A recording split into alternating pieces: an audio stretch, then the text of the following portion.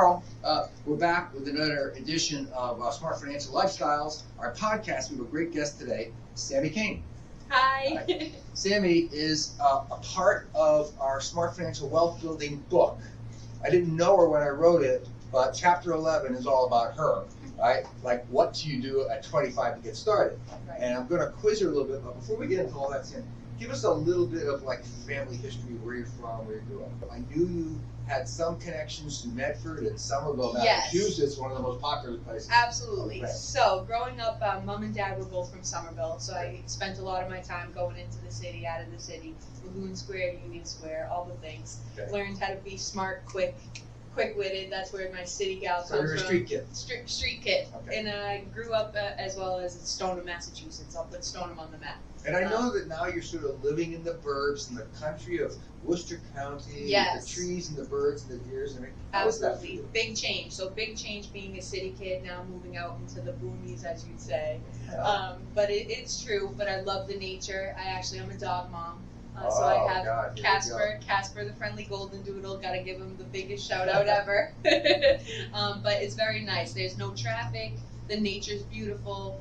Being on, in the trees, in the woods, it is a change for me, but I've actually adjusted and adapted, and I like it more now, actually. Okay, good. Yeah. So a couple things. So one of the reasons I invited you, we met, you should know, Sam and I and Linda met at a bar, but we were eating, she was working, Yeah. and we got into a conversation which feeds right into the third book that I just come out about what it takes for young people to get through in 2025. And we're going to be having a few more of these podcasts that are super inspiring. And I have to say that everything is harder, costs more money, and takes longer than ever before. For those of us that are in the boomer generation, or as my son Nick says, I'm an unk, right?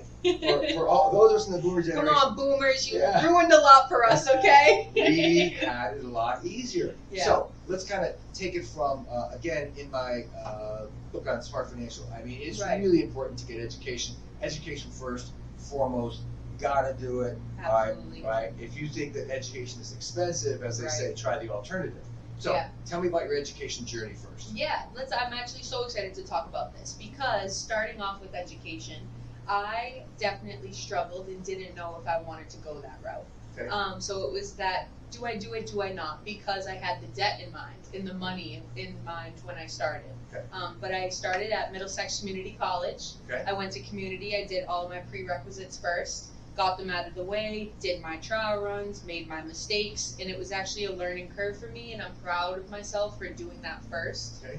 Then I transferred to UMass Lowell, and once I transferred there, I just Marty hit the Meehan, ground running. we're going to give Marty Meehan a great plug. Yeah. My daughter has a footprint in Lowell, Massachusetts. It also deserves a big credit. Absolutely. So you transferred to UMass Lowell. Yes, I did. And are you commuting or living there or what? So I commuted.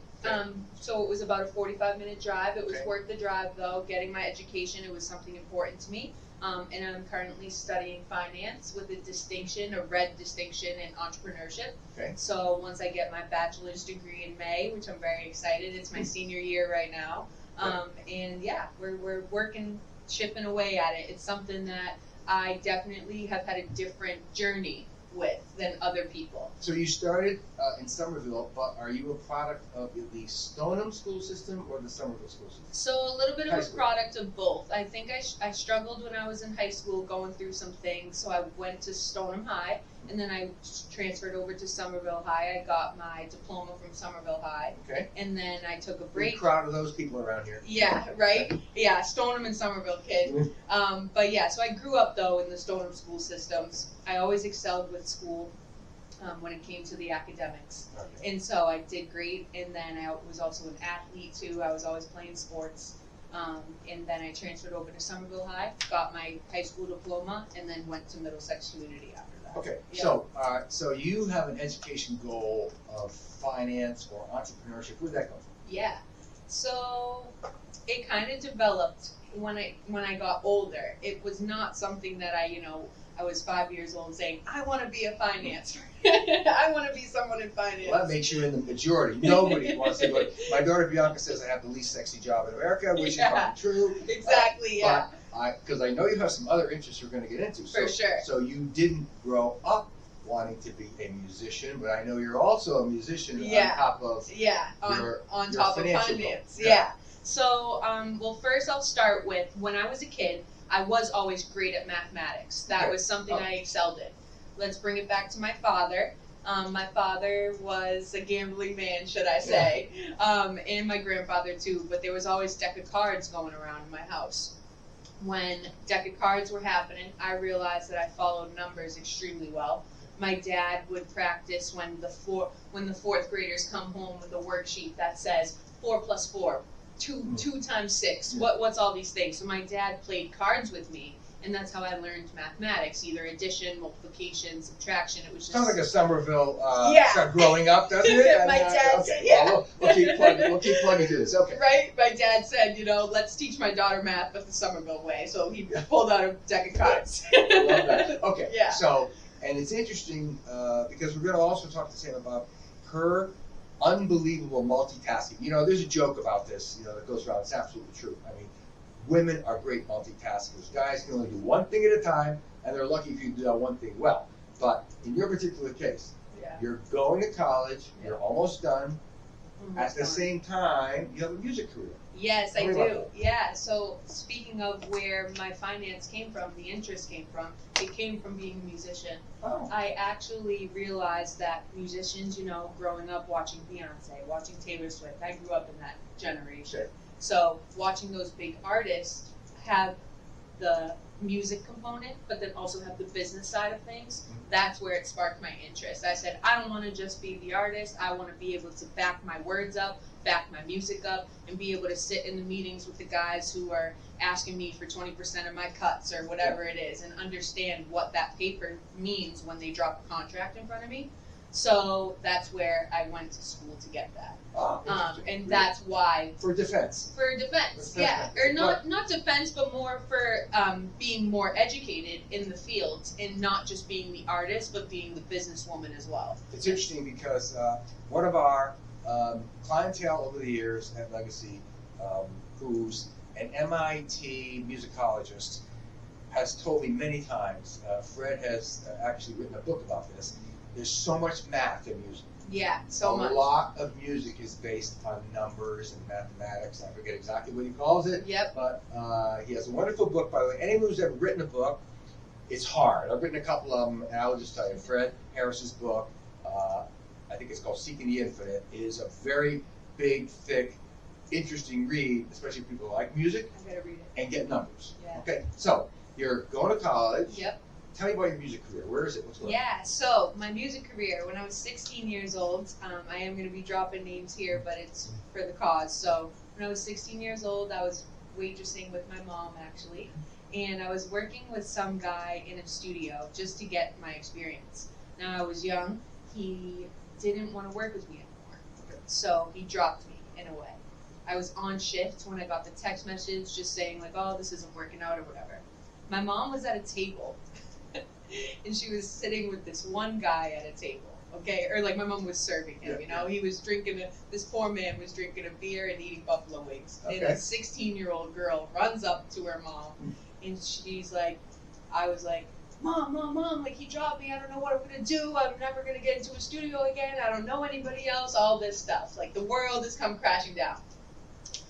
By fate in the universe, the man that I walked up to was Sib Hashin, who was the Sibby, who was the drummer of the band Boston. So that worked. That worked out. Gotcha. Sibby told me to sit down, and he asked me, he was like, can you sing? And I said, yes. And he said, no. Can you really sing? And I was like, yes, I can. And I also write music, and I taught myself how to play acoustic guitar. I dabble a little bit on the banjo. I dabble a little bit on the piano. And I was just always singing as a kid. Now, when I was like 4 or 5-year-old, I was always singing. That was my dream. And I walked up to him, and he said, okay. I sang for him right there in Chili's to prove to him that I could actually sing. And he said, okay, I'm going to call a friend of mine tomorrow, and I'm going to link you up with him. And that man, his name is Brian Mays, who is probably the closest person I have in my music industry. I call him Dumbledore. His name's Brian. So Harry Potter's Dumbledore. That's like my Dumbledore. And he and I have been together ever since I was 16. We've built a record together, my Samantha Cain, my self-titled album, my first set of 12 songs that I wrote.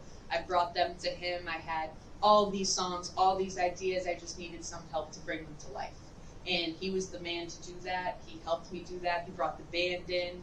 Shout out to my guitar player, Coop, Timmy, my bass player, Paul, drummer, all the guys. So it's just amazing running with that crowd. And then old Tony, it's just all the guys I'm thinking of now. Brian, with his friendships with Sibby and everybody, Brian has a band himself that he is a director in and a creative writer in, plays the piano, lead singer with the former guitar player of Boston as well, Barry Goudreau. And Sibby, the former drummer of the band Boston. I have to say that, by the way. I have to say that because legal reasons, formally. But so I would open for those guys when the Barry Goudreau would have, in the Engine Room, would have a show at Tupelo Music Hall or at the Arlington Theater.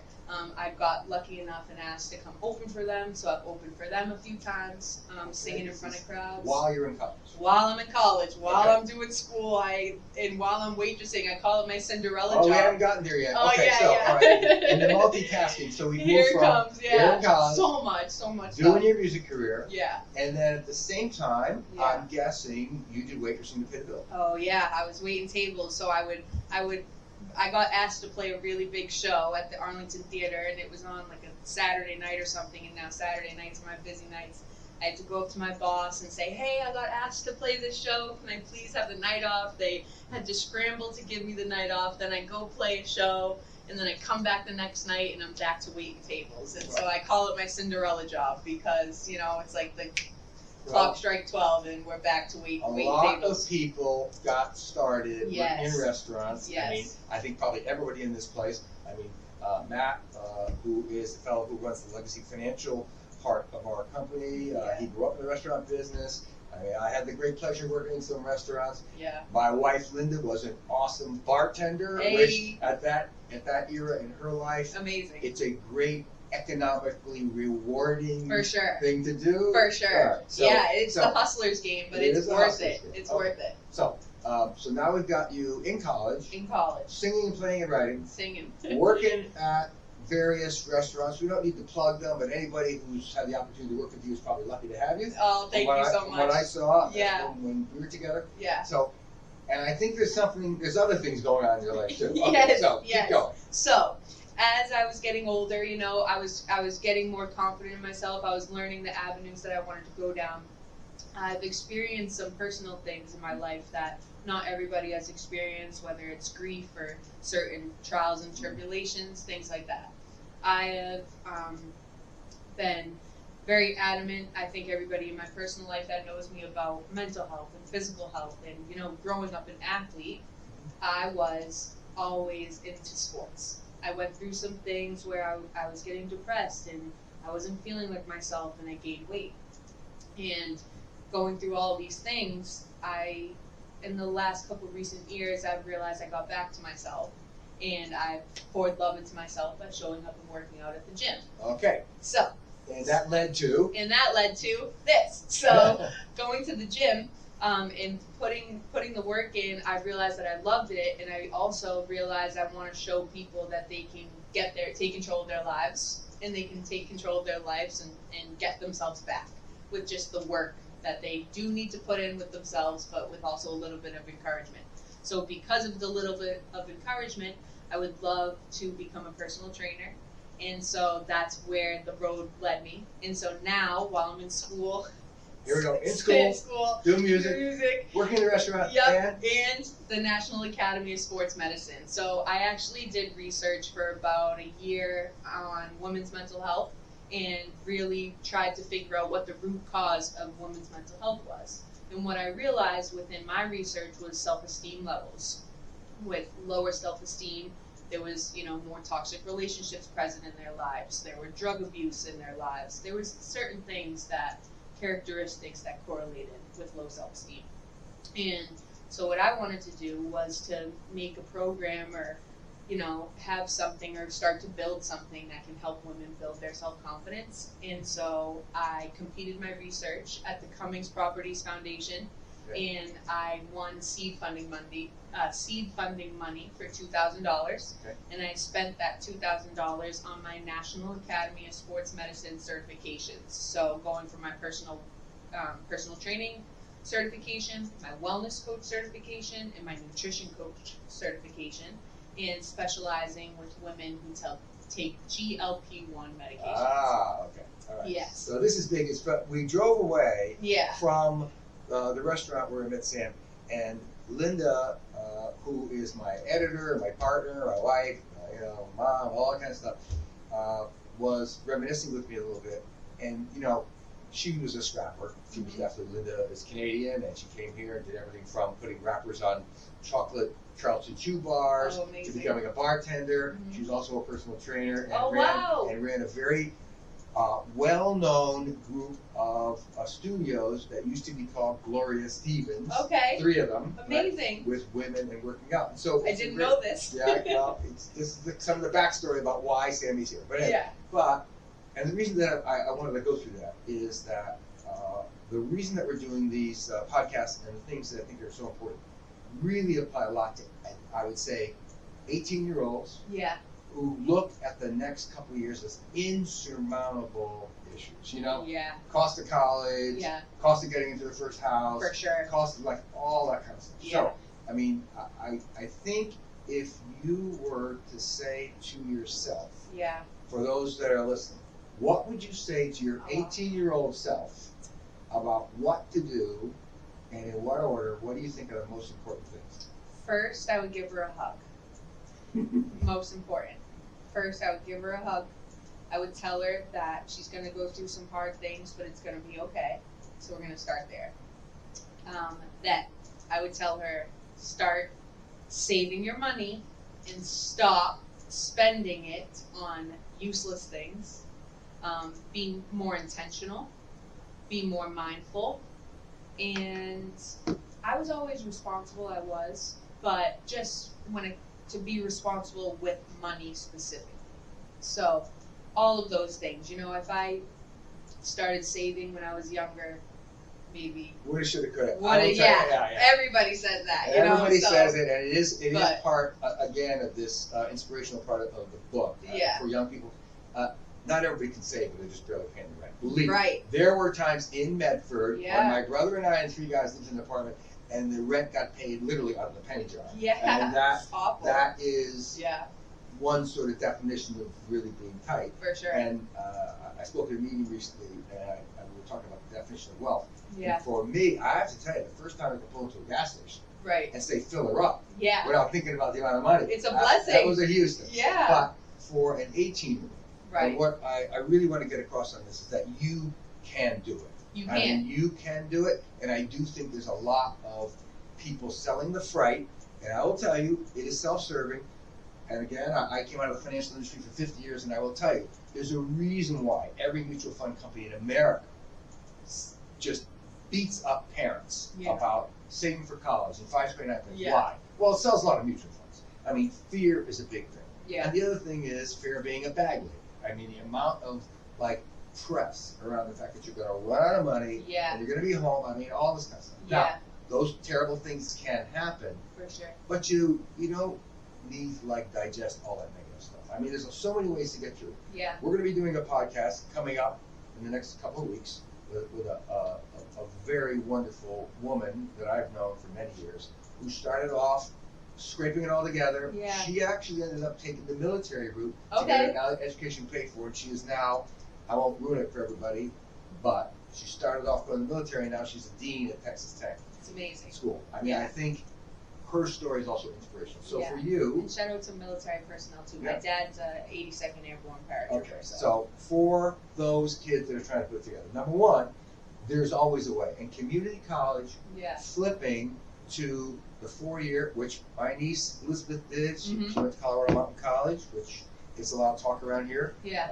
She ended up going to UC Fort Collins, Yep. and then she got her master's there, and now she is running the recycling operation for the whole city of Elm Nice. Springs, Colorado. Nice. And she achieved her dream, Yeah. but it wasn't exactly How a she through thought. trip. It's Yeah. not like an arrow. I mean, Right. it's more like a sine curve. you know? I think that's what I would say to my 18-year-old self too. I would say, don't be afraid to go community.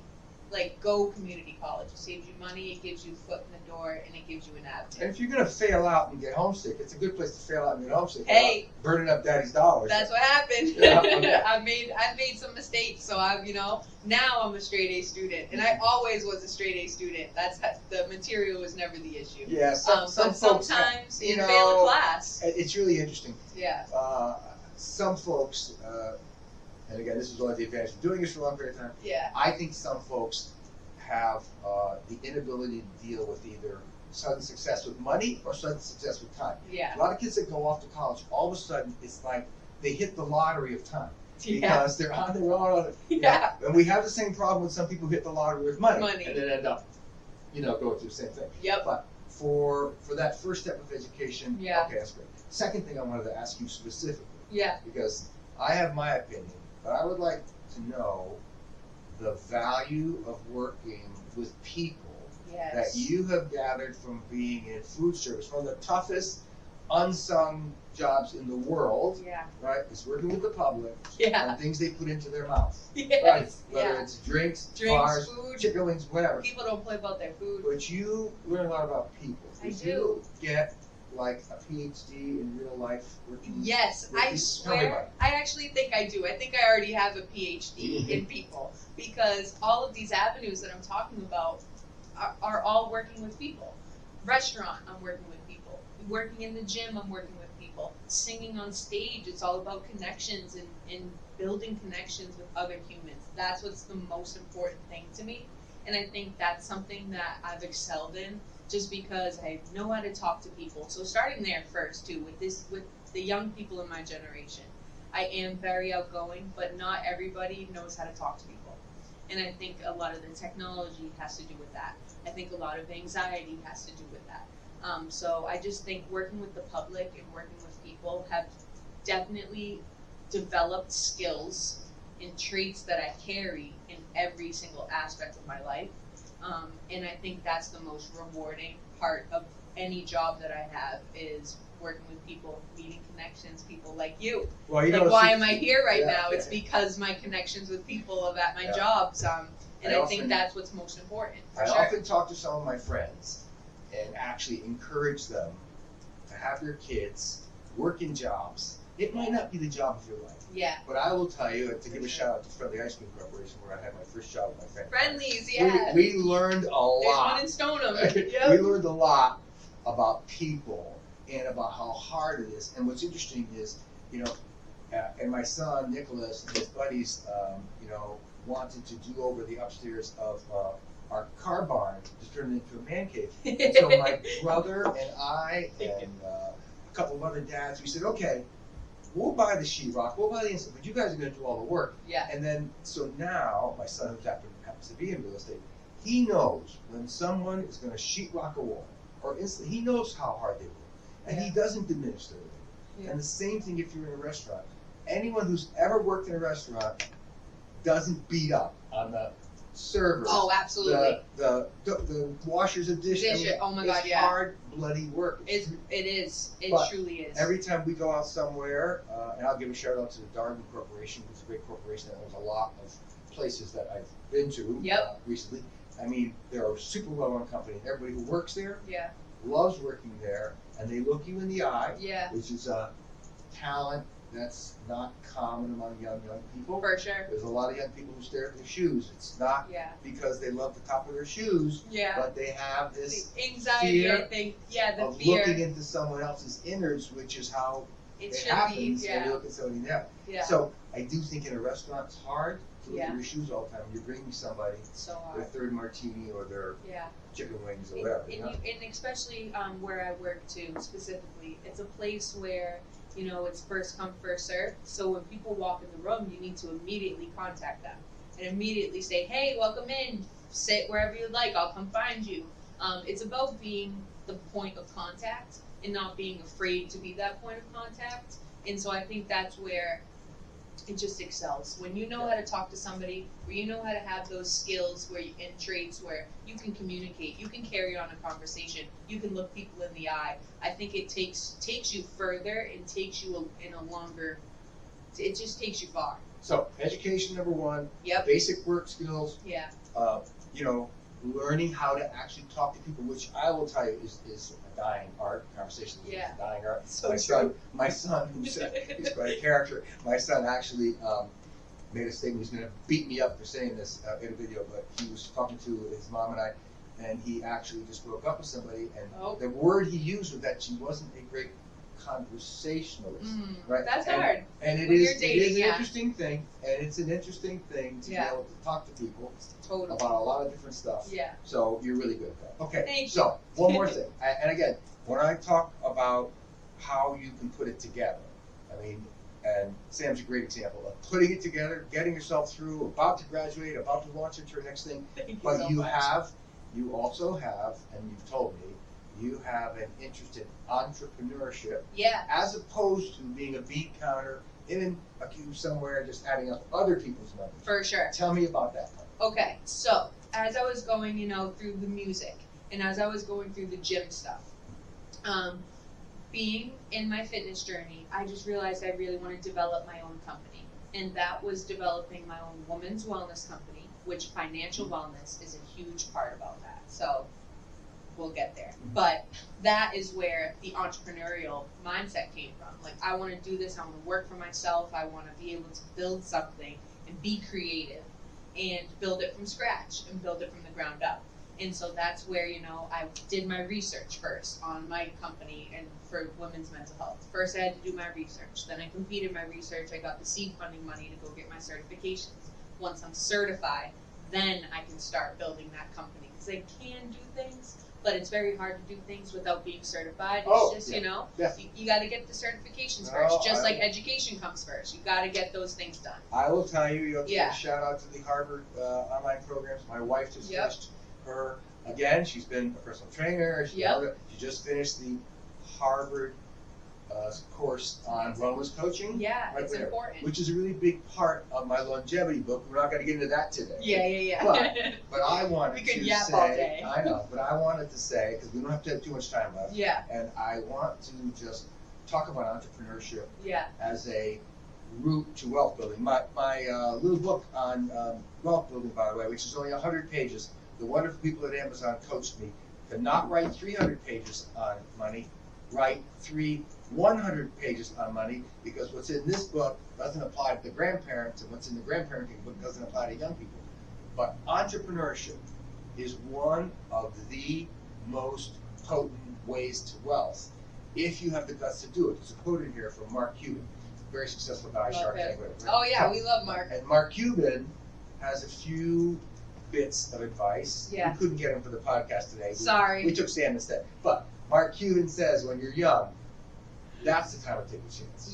And that's the time to live on ramen noodles and peanut butter and jelly. And that is the time to be super frugal. And because you said something which I think a lot of our young people need to hear, which is, I bootstrapped our company from zero. We called it bootstrapping. You called it starting from scratch. And I guess the conclusion is, you don't need a ton of money. You need some money, but not like a ton of money to take your ideas to the next level. So you need the heart to take it to the next level. Entrepreneurship is one of the great ways to wealth. I mean, you can get wealthy a lot of different ways. But, but for you, right, what you would tell your 18-year-old self is, get educated. Get your certifications. For sure.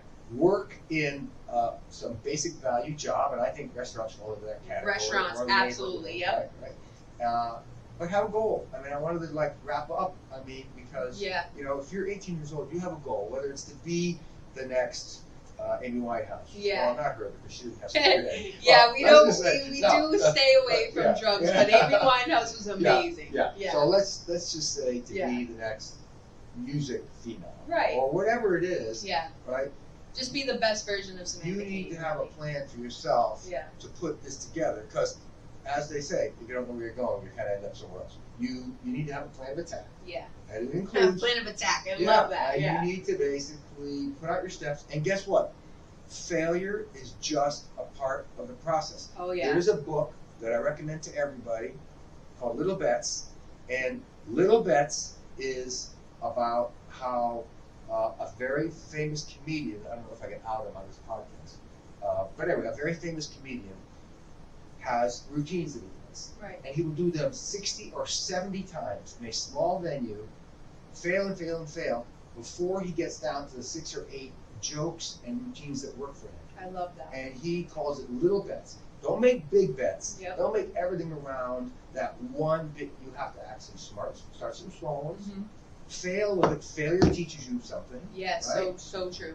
And anybody who's ever been an investor, I always tell you, having been in the investing world, right? Yeah. If I told you every stock or everything I ever bought was a multi-million-dollar win, I would be a liar, and everybody says it's 2 out of 5, Yeah. right?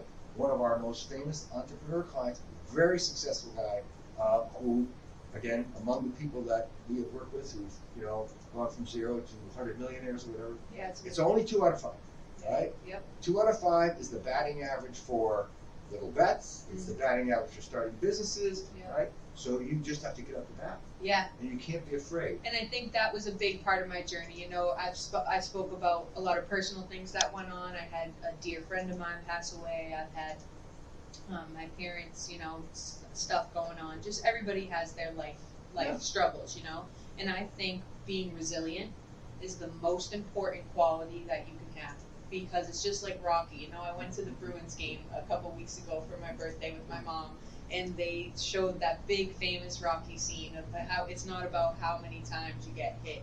It's about how hard you can get hit and still get up and move forward. Right. And I have really lived by that. My mom was a big Rocky person, so I grew up with that mindset. And just the tough love too in my family. That's where I get that from, where I get that grit from, where I get that character from. My grandfather, my parents, my family. And so it's important to keep going. That's something I would tell my 18-year-old self. Be resilient, keep going, keep pushing. People see this, and it's just everybody showcases their best selves, They don't see the nights where you're crying in your bed at night, you're tired the next morning, you have to get up, I have to go into work, and I have to go put on a smile, and I have to go, regardless of how I'm feeling, I have to go be professional, and I have to push through. I have to either go sing on stage, I gotta go do my workout, I gotta do a bunch of things, not feeling it.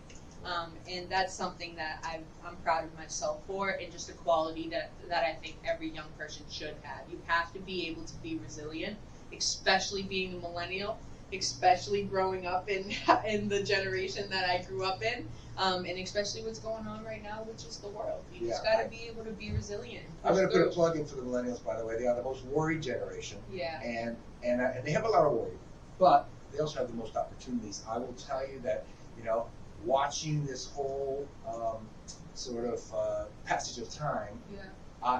I'm very fond of saying that it was a little easier for the boomers. Yep. Right? Our parents came back from the Second World War. Yep. As my father Sal used to say all the time, you couldn't put him in a bad mood. You could try to kill him for 4 years. Yeah, right. I mean, so he was so funny. It's so true. He was a survivor. Yeah. But I think for millennials, they have a lot of angst. Everybody's telling them that they're going to be losing jobs to AI. Okay, yes, some careers will be impacted by technology, and new ones will be created. Yeah. Right?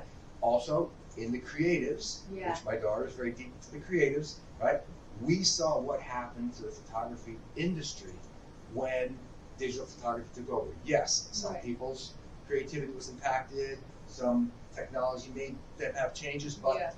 we've created new forms of art, right? Yeah. So I do think that for young people, number one, this is a perfect walking, talking, two-legged example. You can Thank you. you can survive. Yeah. You Sure. can actually get your education. There's a million ways to get through. It's part of our book on grandparenting and how grandparents can help and how people can plan to get their education, even if it means working in great restaurants where tables of 10 don't leave you with no tip. I mean, Yeah. I do think you're going to meet those people in your life, Yeah. right? And in every industry, you meet those people who have a table of 10 and don't leave a tip. I mean, Yeah. they're just out there, right? Yeah. So I think that whether you're singing, whether you're doing wellness, Here we go or again, whatever yeah. it is, no, right? You need to feel like you can take a chance. Yeah. And if you fall down, it's life, and you just get up again. Yeah. That's it. It's rocky. I like that Right, analogy. right. It's just how many times you get up. Just gotta rock and roll with it. Speaking of everything, you know, but it's also too, I think, especially in this day and age, be creative, find your lanes, and like for me, I'm capitalizing on all my talents that I have.